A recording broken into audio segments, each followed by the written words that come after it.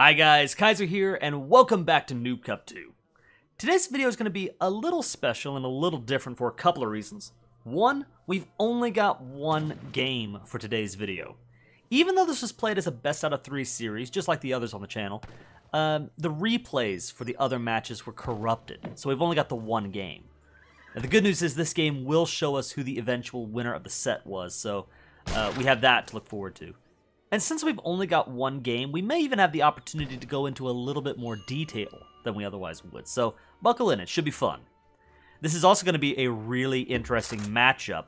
Tournament-wise, this is the last qualifier series. We only have one quarterfinal spot left and 2 opponents vying it out. IKnights in the blue, playing as the French, versus Shej7an? We're going to call him Shej, in the red, playing as the British. Now this matchup, French versus British, is really interesting, both from a historical perspective and from an AoE3 perspective. Of course, historically, the British and the French had long been at each other's throats, going back to the medieval era, certainly during the time of the Napoleonic Wars, which is the bread and butter of the AoE3 timeline. The British and the French were bitter rivals, so historically, this matchup makes a lot of sense. Think about the French and Indian Wars, for example. That's the British versus the French right there, in a colonial setting. And then, of course, in the time frame of AoE3, or in the game of AoE3, both of these civs go back to the release of the original game. The French versus the British have matched each other for over a decade now, and now we find them matching up again in the Noob Cup. So this should be really interesting to look at. Now, I've already mentioned the bonuses of these civs in previous matches, but let me go ahead and talk about it again. The French's unique feature is the Coureur de Bois, which I hope I'm pronouncing right, or kind of close to right anyway. But the Coureur de Bois, the unique feature of this settler is he costs a little bit more, but he's all around a better villager than your typical settler is. Let me pause the game for a second. Let's just look at the numbers here. 180 HP, 1.04 food per second. And that's before any upgrades, right? No shipments have been sent. No marketplace upgrades been bought. Right out of the gate, 1.04 food per second. And then attack values of 6, 8, and 10. 6 siege, 8 range, 10 hand attack. Compare that to the default settler over here with the British. 150 HP. 0.84 food per second. With attack values of 5, 3, and 10. So you can just see whether you're talking about using the Coureur de Bois as a fighter or as a resource gatherer, the Coureur de Bois is just an all-around better settler than other villagers get, than other civilizations get with their settlers. So the French have a really nice eco bonus. Just whatever they want to do, the Coureur de Bois is very useful for them. Now the French also have an eco bonus as well, but their bonus is all about quantity, not quality. And it's tied into the manor house. Their villagers are regular default bills, but, let me pause this right here. Every time that you build a manor house, which, yes, it does cost a little bit more wood than a regular house, and it does the same job, it supports 10 population, just like a regular house. But every time you build one, it pops an extra villager for you. So, what a lot of British players do, they'll focus on manor houses, they'll pop down a lot of manor houses and get a really strong early eco boom going, just with the sheer number of villagers they can collect. I also want to highlight, while I've got the game paused, notice one thing that Shej is doing that's really clever. He's taking his vills and moving them along the kind of the outside rim of these herds and shooting them toward his own town center. Now that is really clever, and that's kind of an advanced play. He clearly has either been doing some research or has some good friends to advise him in preparation for the Noob Cup. Because what you're doing by pushing the deer towards your town center is you're making the job of the hunter safer. If IKnights were to get a raid up and start, trying to harass vills, because the hunters are right here by the town center, they can just jump right in and they're safe. Whereas if the hunters were working out here, for example, it's much further to walk to safety and much more likely that villagers die in the process. So luring your hunts toward the town center is a very clever move. I like seeing it.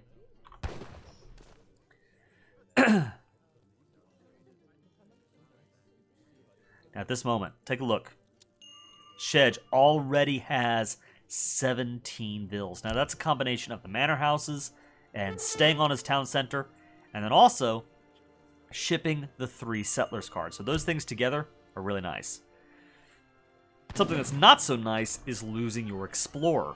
Now yes, you are idling IKnights' economy for a couple of seconds there, but that's A, experience going straight into IKnights' bank, and then also you're losing your eyes on the ground. You're not able to keep as good of a watch on what your opponent is doing when your explorer is down. I think it's very important to keep your explorer alive for that reason. You want to try to figure out as quickly as possible what kind of strategy your opponent is going for. Is it a rush? Is it a boom? Right? Especially in AoE 3, where the game can end very quickly. Yes. Having more intel is important. So that one kind of stings a little. Now, something else that's very interesting is IKnights' economy. He's let himself get housed here at 10 pop, which is a mistake I'm sure we've all made. I know I make it all the time, letting myself get housed. But right now, we've got a bunch of vills on wood. Actually, all of the vills right now are on wood. And I think we can see why if we sort of look at what's going on with IKnights. He started out using the wood he initially got to get a trading post up. And I think what he's doing, if you look at the map here, I think he sees all of these trading post spots. And he's thinking to himself, wow, I really need to claim the trade posts and start taking advantage of that experience trickle. Because the sooner I get the trading posts up, the better, right? The sooner I'm taking advantage of that bonus. And that is true. But the thing you've got to be aware of is strategy games in general are games of opportunity cost. Anytime you tell your villager to do one thing, you're telling him not to do something else, right? So you got to be careful about what you prioritize. And in Age of Empires 3 in particular, I think a priority that you have to make is trying to get up to the next age as quickly as possible. I think he might have panicked a little bit here because he got housed, and they say, well, I need everybody on wood. Quickly, I need more farms. But you really want to prioritize food more than anything else because you want to get to age 2 quickly. There are strategies where you may want to get on wood for a little while in order to afford a market, or maybe you do want to get down 1 trade post. But here we see we've got 1 trade post, we've got a market coming up, and if I'm not mistaken, we will see another trade post in a little bit here. And this priority on developing the infrastructure, it does make sense. And if Shej leaves IKnights alone, then it can pan out. Here we go. Here's a trading post going up in order to claim the House of Fanar native camp, right? Well, this camp does nothing for you in Age 1 anyway, right? So this is an example I'm talking about where you'd want to get to Age 2 as quickly as possible. Or consider this. The trade posts, they're trickling in XP, but as long as you're in Age 1, you can only afford these cards. All right? So getting to Age 2 just unlocks so much potential, so much economic strength, so much aggression potential, defensive potential. And right here we see, yeah, another trading post coming up for the French. As, at the same time, let's pause, the British, they've hit the 2nd age. We've got a defensive outpost down and a barracks coming up. With that barracks, musketeers are already on the field. And so now, what's going to happen for IKnights is he's got to come up with a defensive game plan. All right, so this explorer right here, Charles de Gosselier, not long for this world. Yeah, that's 45 XP back over to Shej. And what IKnights needs to do here is he needs to focus on food. He's got to get up to the next age as quickly as possible. The longer he stays in Age 1, your defensive options are limited here. And let me actually go ahead and pause this for a second and talk about this, because this is something I've been wrestling with myself as I've been learning Age of Empires 3. And I would love for the more experienced viewers to leave a comment down in the description below. How do you respond when you're an age behind and you're being attacked? If you're in IKnights' shoes, what are your options here? For me, I think you need to have a couple of ideas in mind. The one I've already mentioned is, if you expect a rush, again, try to get up to the next age as quickly as possible. If you get up to the next age, and if you built your deck correctly, then you will have some military cards available in Age 2 that you can use to push back early rushes. IKnights has a good option here. If he were in the second age, he could send the 8 crossbowmen. Crossbowmen are a light infantry that beat musketeer, so being able to ship those, you can probably push back that rush by shipping the musketeers, right? Even in Age 1, you do have some options depending on your civilization. With the French, for example, and IKnights actually has one here, Pioneers. Remember how I mentioned how the Coureur de Bois is already a stronger fighter than your typical settler? Well, if you ship Pioneers, you get 65% more HP on those Coureur de Bois. So they're healthier, it takes more for them to go down. That's a really good option for defensive play. And if you're stuck in Age 1, this could mean the difference between life and death. Another card that's very useful is called Town Militia. You need to know that in your town center, your militiamen cost, I believe it's 150 food and 150 coin. You can only ship them once unless you ship the Town Militia card. That allows you to send militia a second time out of your town center, and it makes your town center's attack 50% stronger. So if you're forced to hide in the TC and shoot away at units, that will make that defense stronger. And that may, again, make the difference between repelling an early rush and losing your town center, right? So those are some Age 1 options that are possible. One other thing that I think is also worth maybe highlighting here, IKnights is taking the time to build buildings pretty far away from his TC. If you're getting rushed like this, I advise constructing buildings, especially the critical ones. Like, if this mill means the difference between life and death, if this is your only source of food, build it right next to the TC. That keeps it safe, and that means that the musketeers cannot loop around and attack this from a particular angle outside of the town center's rate of fire. Yeah, and here, that's the other thing, too, about building so many trade posts. You know, they can only give you so much before you advance to the next age. And we do see Pioneers coming in, so that will be helpful for IKnights. But also, you know, if you expand out too far and you don't have the military to defend, then you do run the risk of losing what you've built. Now, IKnights, you know, he's switching everything back over to food. He recognizes what I'm talking about. He's got to get up to the next age, so he wants to get onto food. The problem he's got, though, is, again, you know, he's kind of forced into this corner. He's built the mill, which costs quite a lot of wood in the early game. Wood is the slowest gathering resource of all of the 3 resources early on. So, you know, sort of being forced to go all in on wood and then spending so much wood in the first age, that stings. That's tough. Mills are also, if you have the option, you want to delay constructing a mill for as long as possible. The reason why is you don't gather food as quickly from a mill as you do from resources on the map. Just in general, a general rule of thumb, don't build infinite buildings like mills or estates until you have exhausted as much of the natural resources of the map as possible, because those natural resources will collect faster than the infinite ones. You saw earlier, the Coureur de Bois was collecting 1.04 food per second. Now he's only collecting 0.92 food per second. That's still a little bit faster than the Britishville was collecting from the deer, but even so, this is slower than it otherwise would be.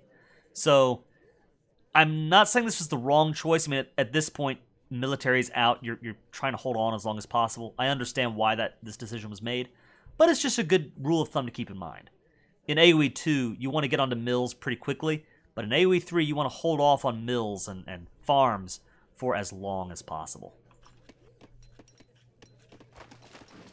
Musketeers making their way into the French base. Yeah, this is tough. If I were in IKnights' shoes at this point, honestly, I would try to be slipping as many vills as possible just away from the action and trying to claim some of the deer out here and hopefully not be discovered in the process. Because we've got to get food up as quickly as possible, and this mill just is in the line of fire. There's no way you're actually going to be able to preserve this, to take advantage of this. Here, he recognizes he's got to fight. I respect this choice, but this is sacrificing your economy. Yeah, and now he's getting back into the town center. Trying to pick off what musketeers he can.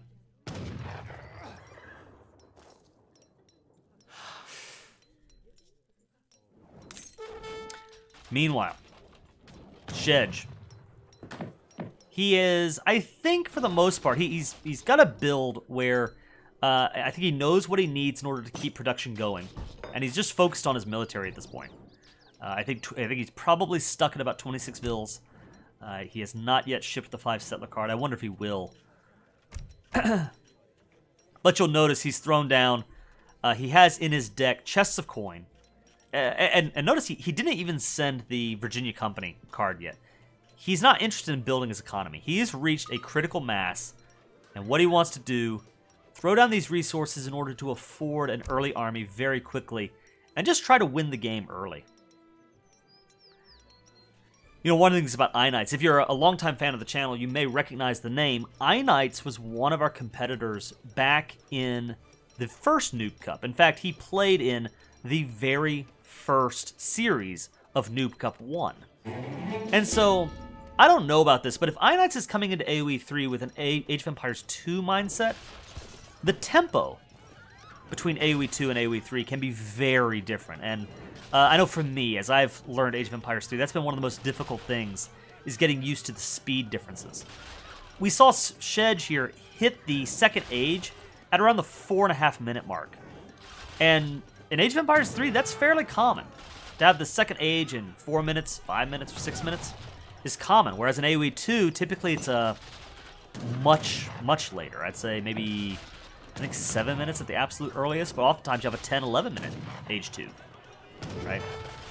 You normally go up to something like 21 vills or 25 vills before you go up to the second age. That's not the case here. Right? And here we go. IKnights town center goes down, and at this point he really is out of options. He can no longer ship any cards without somewhere to ship it to. These Credit Bois, they are stronger, but you know, there's still no match against Musketeer from H2. And here we go. Shej reaching the third age. Sending the... Well, he was sending. There we go. The Hussar are coming out. So he was sending the Falconet card. I think he realized that might be overkill. Going for the Hussar instead. And at this point, yeah, IKnights says, nice British rush. One of the things that I love about Age of Empires, both the community in general, as well as the Iron Kaiser gaming community, is we have a pretty mature crowd, and a crowd that's willing to give a tip of the hat and say, hey, you know what? Well played, GG, good game. You know, you beat me, well done. I imagine as IKnights is sending that, he might be a little annoyed, like, wow, I can't believe I lost this, but, you know, even so, even in defeat, saying, hey, well done, nice job. You know, I tip the hat to you. You know, and I really appreciate that. And I tip my hat to IKnights for the good sportsmanship. But yeah, I mean, this match is over if the points don't tell it to you. Even if... I always say game is over when... Even if we deleted all of Shej's military right now, if you just look at the economy, 26 vills to 1, game over. You know, you're not coming back from that. And so I think maybe the main takeaway here is, when you're playing Age of Empires 3, prioritize getting up to the second age as quickly as possible. You want to put almost everything on food. With some civilizations, again, you may have a strategy where you go on wood first in order to afford a market, or in order to afford a critical food upgrade like steel traps. I know in a strategy I'm playing with the Russians right now, that's a thing, where we try to get up the steel traps upgrade as quickly as possible. But even that technology, steel traps, it's all about food. And then you get onto food as quickly as possible, and you are zooming to the second age very quickly. And so a lot of these things on the map, like the trading posts, the native camps, hold off on them until you get at least into the second age, and you have a particular strategy for it, you know? Like, if we look at Houses of Fanar here, I wonder. See, the Evzone, I might be pronouncing that wrong, but it's a Greek skirmisher with high hit points that is particularly strong against heavy infantry, aka the Musketeer. Now, if IKnights were in the second age and had a really good economy going, this might be a great unit to pick up. 110 food, 30 wood, probably afford that. That would be really good against Musketeer. But then again, the French with, let me see, you had the crossbows already. You don't get access to Skirmisher in the second age unless you have the House of Bonaparte card, which IKnights does not have in its deck. So maybe Evzone would be a good idea. I don't know. I don't know whether it'd be worth going to Fanar or not for Age 2 fighting. Bonjour. It might be, because you don't get access to artillery. And there we go. The last Vil goes down. And that's the game. So, I think the main takeaway for me, because I know again, as I've learned Age of Empires 3, I struggle with this. How do I deal with rushes? The answer that I've come up with so far is A, stay fast yourself. You've got to be fast. You've got to get to that second age as quickly as you can. Whether you're trying to rush into the third age or whether you want to fight in the second age. Either way, get into Age 2 very quickly. And then the other second thing is there are certain cards you can have in your deck that will make it harder for your opponent to rush you. I've already mentioned the Town Militia card. I've mentioned the Frontiersman card. There are also some Age 2 cards that will help, like Frontier Defenses. You ship that and you get 2 outpost wagons right away. You throw up some defensive outposts and it's much harder to be rushed with those outposts up. There are, of course, military cards that would help as well, like the Crossbowman card would be perfect for pushing back Musketeers. So just sort of being aware that rushes can happen and having a game plan can help out a lot. That's what I've discovered so far. There might be more, and so I encourage you again, if you're knowledgeable, leave a comment in the description below or check out those comments, and they might have even more for you than I do. But Shej did win this match, and he did eventually win the whole series. So my hat is off to both players. Thank you so much, IKnights, for participating in both Noob Cups. We're taking part in Noob Cup 2. Thank you very much. And congratulations to Shej for winning the last qualifier series. Welcome to the quarterfinals. And guys, next week we will have our first quarterfinal series. Might probably have a couple quarterfinal series that week. So if you liked it, like the video, subscribe to the channel. Get ready for more Noob Cup 2. The games will only get harder and tougher from here. It's going to be great. We're going to enjoy it. Thanks so much, guys. For now, this is the Iron Kaiser, signing off.